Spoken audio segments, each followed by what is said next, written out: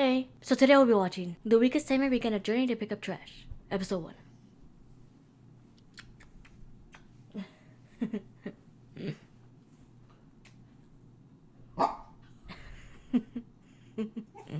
What is it, baby tones?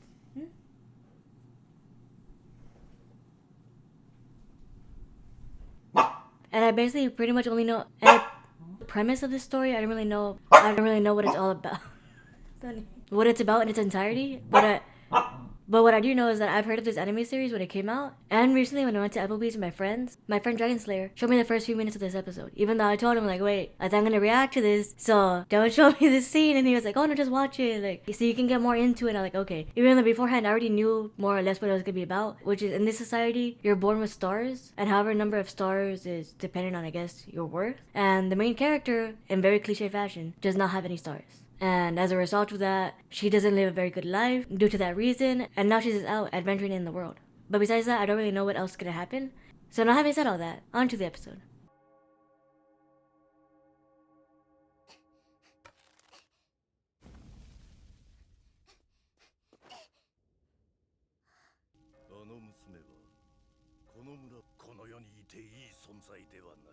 Oh, you know, simple exile could do. I mean, it's still bad because she's a kid, but you don't have to kill them.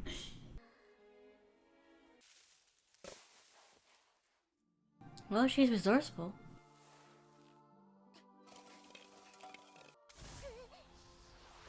Oh, what? That's cool. Imagine it sucks her in too. She gets lost in the bag. You know, it almost seems like she's gonna go on just a normal adventure. If it wasn't for the clothes and what basically we already know, this would be like a very fun-looking beginning. I'm surprised she had all that.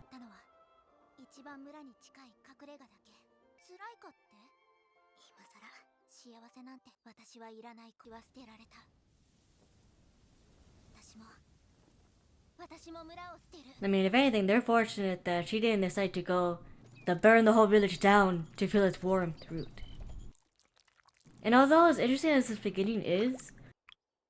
Oh, is that slime? I kinda wish they would have started off showing her with her family and them being cast aside instead of just telling us right now. They're like, I was an unwanted child, cast aside by the village. Like, it would have been nice to see that. Yeah. But I mean, those are like also pretty basic stuff anybody could know.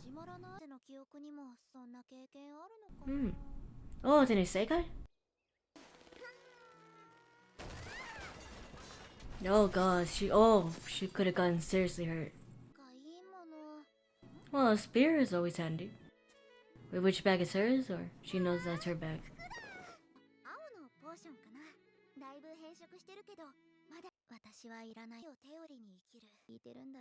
Trash, collecting trash is basically what she's saying.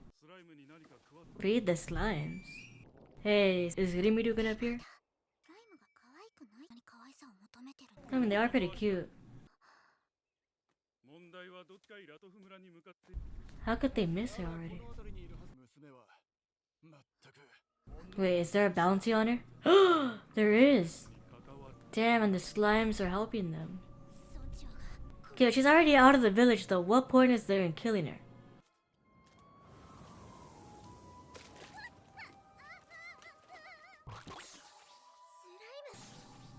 Oh, that's not good.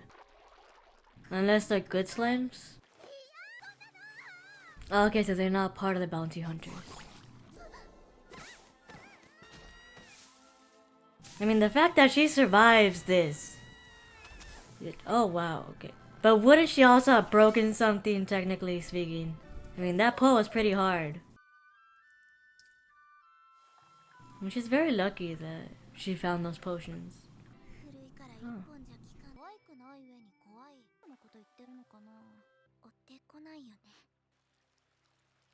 I don't know, it depends how much bounty's on you. She got so many bags. Oh, I mean, it's lucky there's no creatures in the water there.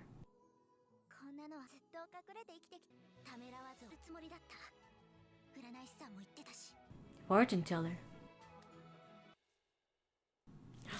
Oh, she's cutting her hair. Oh, that's good. She knew one nice person. So, dress as a boy, basically?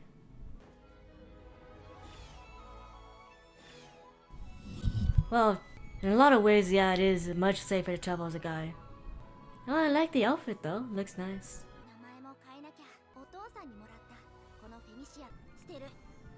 Yeah. I don't know. Femicio? But is that really like a guy's name though? Well, it kind of fits her too. Hmm. It's still sad though she has to go through all that. Well, if anything, you have a lot more possibilities now than they do. They're seemingly tied to their abilities and you're not. You can do whatever. Which I guess is true for most, if not all people as well, but they probably just go with the path that they think they should go with.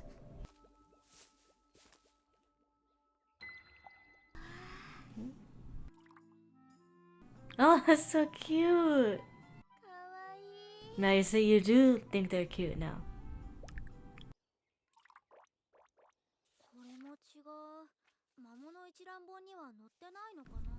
Tiny slime.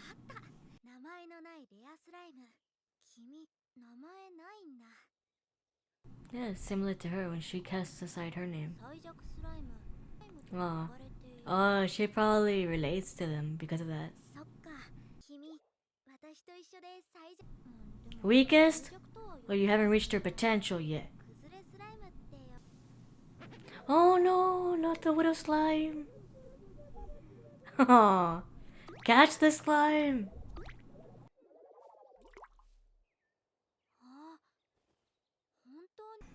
Build an army of the weak. Oh, Nudie, that's like you now. Oh wow, that's... Whoa, damn, that's a precarious existence. Oh, if you don't poke it, I guess just put your palm right there. Maybe you can jump on it. No. Oh, she just helped it. That's good. It's adorable. What? Under a day? But I like this slime.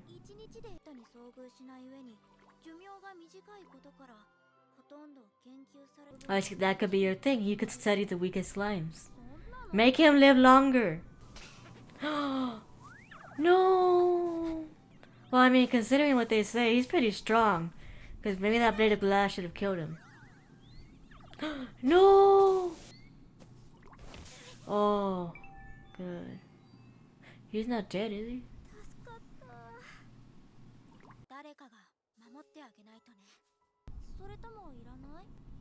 I mean, he's not saying much. Oh, his little face.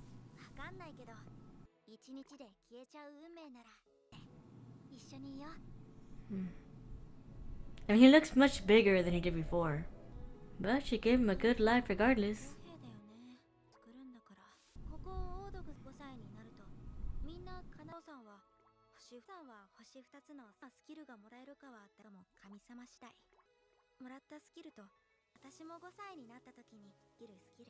But doesn't that count? Oh.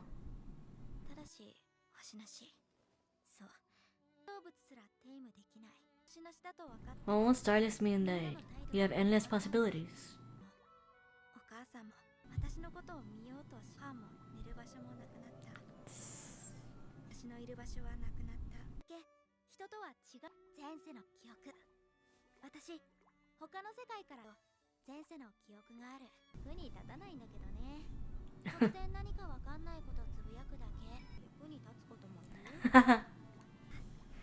The fortune teller?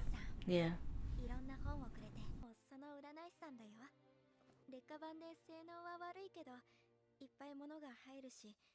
I mean, at least you have that much. Oh. Oh no. Her only friend died. The slime will. Yeah, it's just crazy they want to kill her just for that. Yeah, it's not her fault she's born starless. I mean, couldn't they at least try to teach her something? It's not like... She won't be capable of learning that. He's gonna survive. He's too cute to die.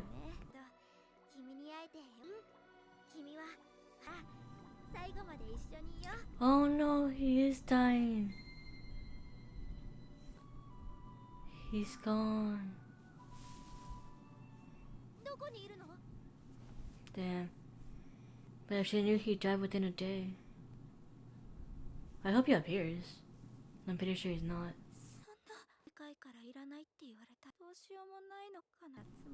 But you found a little friend and now you realize you're lonelier than ever.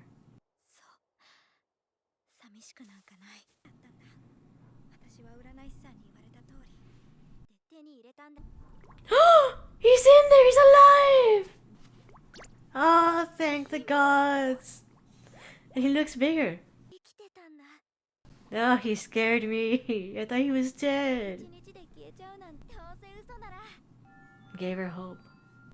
Write it down in the book. You know, in this sense, she's kind of like Hiccup from How to Train Your Dragon. She's writing down information that nobody else really knows. Oh. Ooh. Oh. Oh, she's gonna give it a name.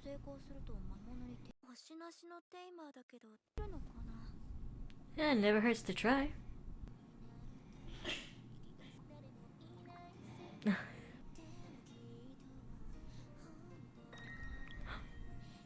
Oh, I was afraid. What if she popped him?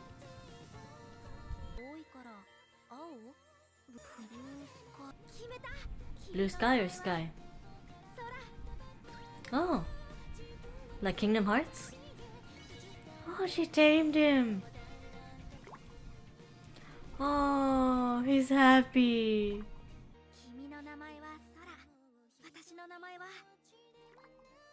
Ivy.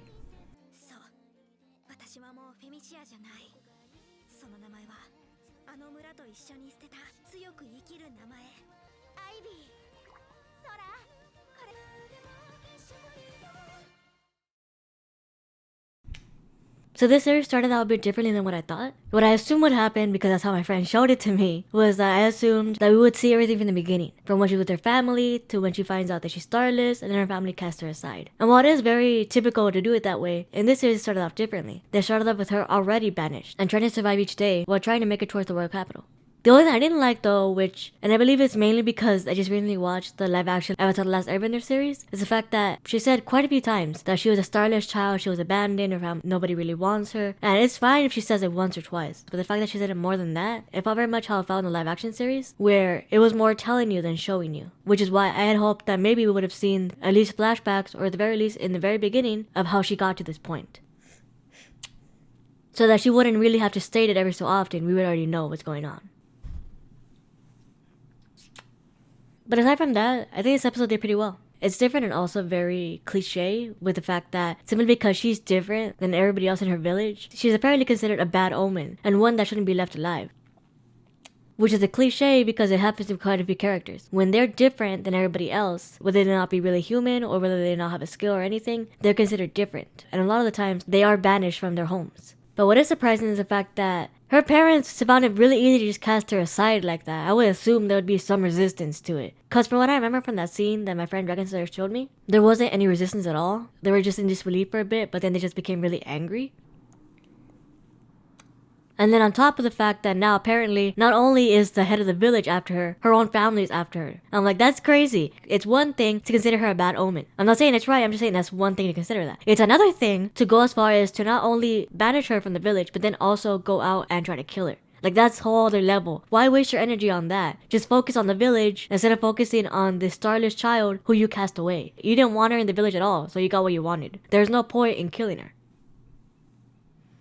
I also do like that it's interesting that although she didn't initially like slimes, particularly the bigger slimes that the other tamers had, she did like the very tiny slimes, which I understand because they're really cute. But in general, I think slimes are cute. But these tiny ones are really cute. And now actually the title of the series makes sense. And actually it's a little bit harsh. Since she began a journey to pick up trash, I was like, oh, that's a bit harsh to call the unwanted ones trash. Although I guess pretty fitting since she's unwanted, those tiny slimes are unwanted, so she considers herself and them trash. But still, it's like it's pretty harsh.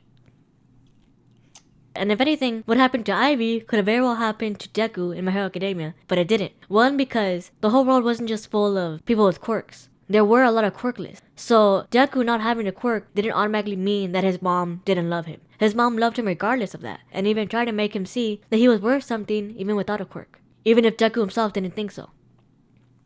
Although who I do believe in that universe would have cast their child aside would have been Endeavor, especially back how he was in the beginning. He would have hated the fact that he had a quirkless child when he specifically got married to his wife in order to have very strong and mixed quirks children. That the fact that he had one child that didn't have a quirk, he wouldn't be able to deal with that, and he would become very angry and upset, and he would cast the child aside.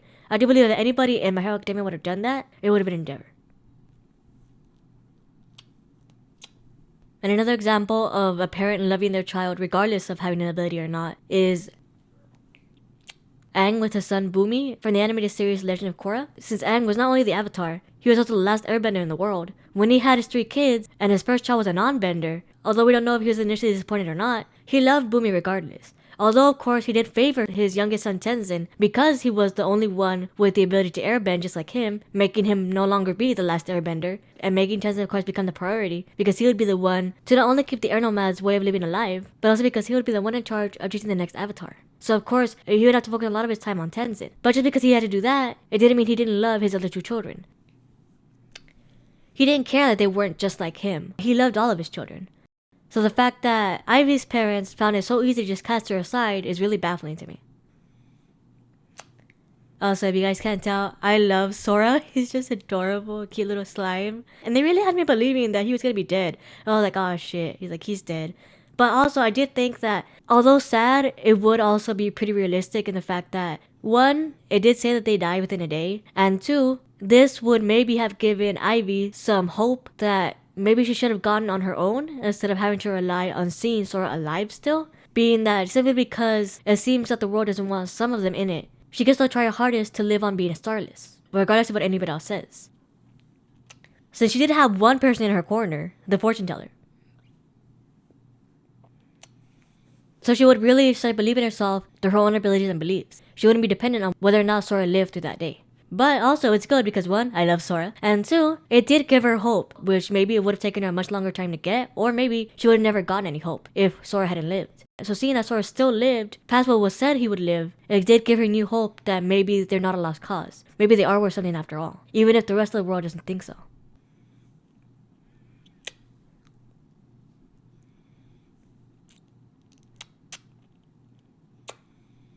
Also, is she actually cosplaying as a boy or not? Because right now she doesn't really look much like a boy. Like her outfit looks very cute and she has that like big coat on. She has shorter hair, but she doesn't necessarily seem to act like a guy. Although right now she's alone just with Sora, so she doesn't really need to put on an act. But who knows if when she actually gets to a place with people if she's gonna act like a guy or not. Since the fortune teller does know that it's much safer for you to pretend to be a guy, for I'm assuming mainly 2 reasons. The first, the most obvious one being that there's a bounty on her, and they're gonna be looking at all lone female travelers. So of course, if she pretends to be a guy, she's gonna be looked over.